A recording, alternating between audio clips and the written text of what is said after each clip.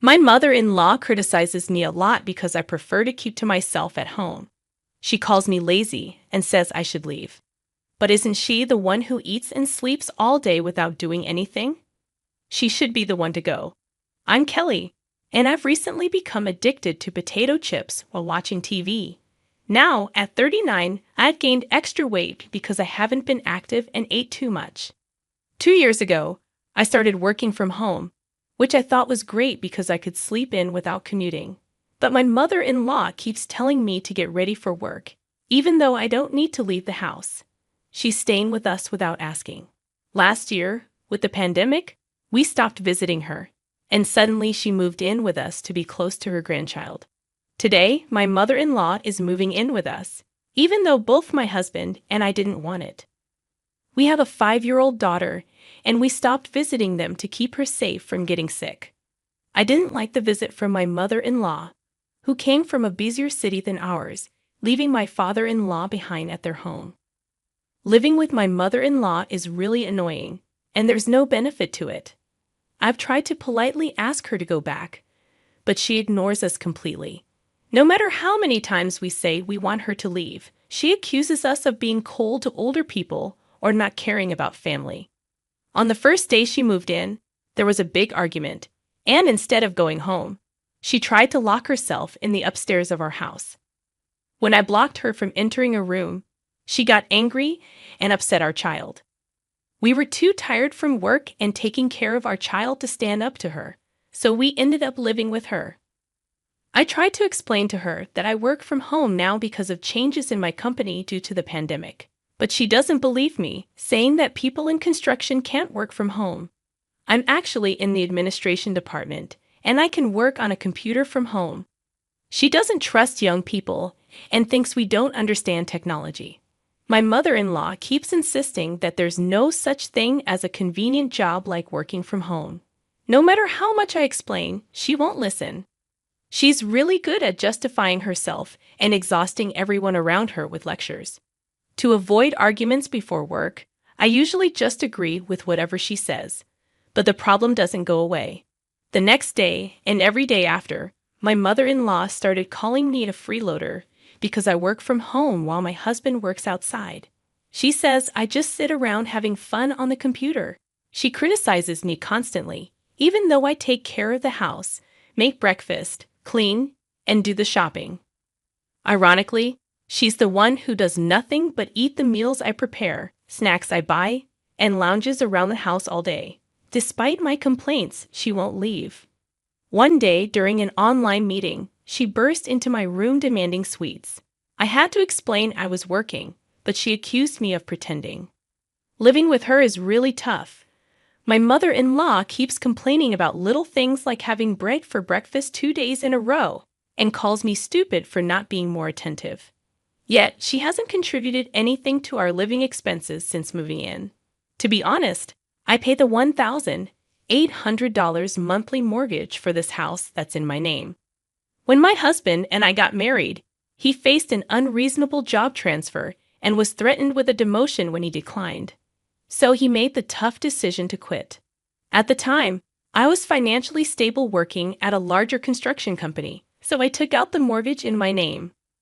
Now, my husband contributes to our expenses, and we share everything as a couple. I'm definitely not the freeloader my mother-in-law claims I am. One day, she insisted I go buy sweets, and when I locked her out of the room to work, she banged on the door and disrupted my meeting. It was so bad that my husband, who's usually careful with his words, cursed and yelled at her, saying enough is enough. Even he had reached his limit. My mother-in-law is assertive with the attitude that she's the parent here, but when my husband gets really angry, she becomes weak. If my husband could control his anger better, maybe she would have left. After he physically escorted her to the front door, she quieted down a bit. Eventually, my husband had to physically remove her from our home, but she forcefully pushed her way back into the house. My husband and I tried to stop her, but we ended up with bruises on our arms and legs. It seems like my mother-in-law is determined not to leave without a fight. She hates being told what to do, so even if we kick her out, she might just come back. We had no idea how to deal with her. Although she had been quiet for a while, one day she started again. She told me she met a neighbor during her walk who mentioned that their wife works from home sometimes but also goes to the office. My mother-in-law used this to claim that I was lying about working from home. She interrupted me at work to prove her point. I tried to explain that my company allows me to work fully remotely, especially since we have a child. But she kept accusing me of lying and being childish. She laughed triumphantly, saying people are shocked to hear that someone works from home like I do. She doesn't believe remote work like mine exists. Despite my attempts to politely ask her to leave so I could focus, she ignored me. She accused us of causing the situation because we stopped visiting her. Her ranting intensified, and I couldn't concentrate on my work. I really need to finish this program for my job, but dealing with her is making it difficult. She demanded that I listen to her and forcefully turned off my laptop, causing me to lose about an hour's worth of work. Then, she insulted me, calling me a freeloader and telling me to get out of the house. In her anger, she even threw the computer at me, breaking the monitor. Luckily, it was my personal laptop and not a company one, but it was still upsetting. I couldn't understand why she called me a freeloader when she's the one who does as she pleases without contributing anything to the household. No one welcomed her presence, and it was frustrating. After that incident, I decided not to argue with her anymore. Since my computer was broken, I had to go into the office to work and reduce contact with her. She made sarcastic remarks, but I ignored them. When my husband heard what happened, he was furious and determined to kick her out. But just kicking her out wouldn't satisfy me. I decided to endure a little longer until she went on a trip with a friend. During that time, I planned to give her a taste of her own medicine. A week later, my mother-in-law returned from her trip in a good mood. But she found me in the room she had been using. She demanded I unlock the door, but I stood my ground, telling her that this was my house and I had been using the room for years. So I told my mother-in-law firmly that she had to leave. She was furious and kicked the door, but I didn't open it. My daughter's voice came from behind the door, asking Grandma to handle things. It seems my husband was also there, advising her not to end up like Grandma. My husband gave my mother-in-law 3 choices. Leave now, think about it, and then leave, or leave and never come back. Despite her anger, my daughter's words seemed to have an impact, and my mother-in-law's voice became weak.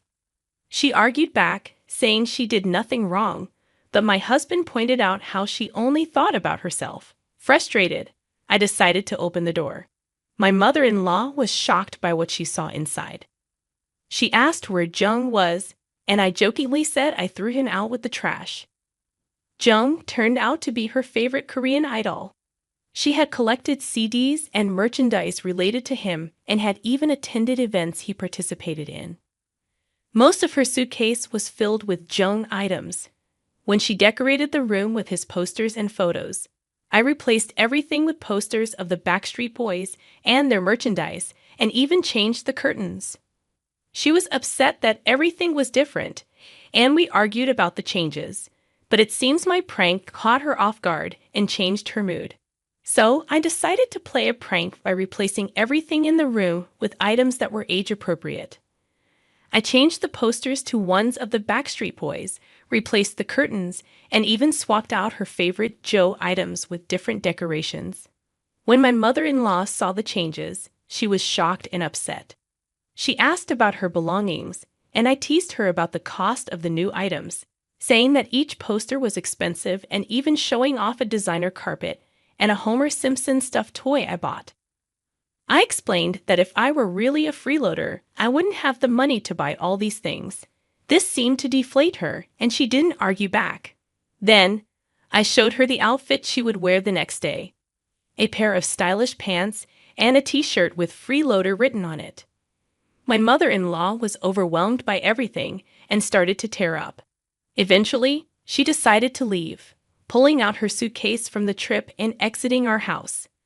My husband and daughter supported my decision, and she finally left. But I hadn't expected to be this effective later. I contacted my in-laws and said if you want the June goods back, please pay for the past living expenses, and the computer. Did I really throw the goods away? Of course, not. That would be a crime.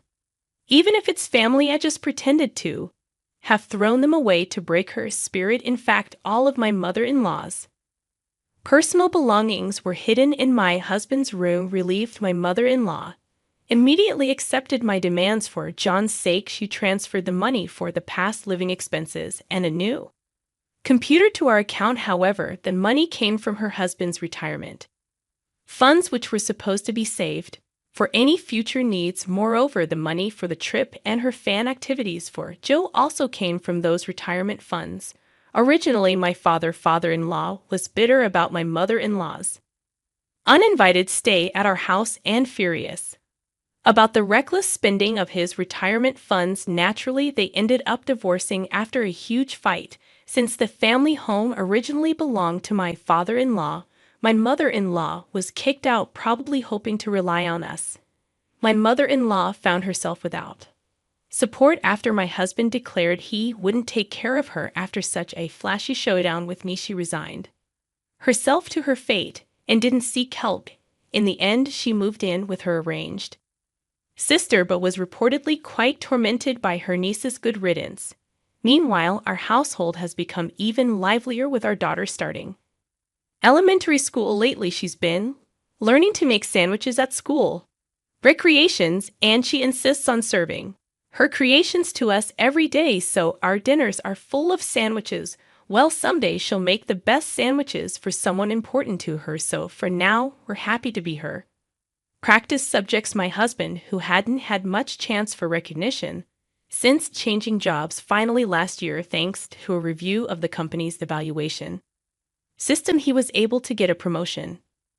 It's tough when you join a company from the good old days without a solid evaluation system. Hopefully times will keep changing for the easier, thanks to that our lives have gained a bit more comfort. Well, we can't say very luxurious due to the high cost of living, but as long as my husband is here and my daughter and we can eat together as a family, I think we're living a very happy life. What you consider happiness is up to the individual, right? Fortunately, I can keep working happily, and except for my weight, I don't have any health worries. When our daughter said I want to take care of a rescued cat, we went to a cat adoption event and our family grew.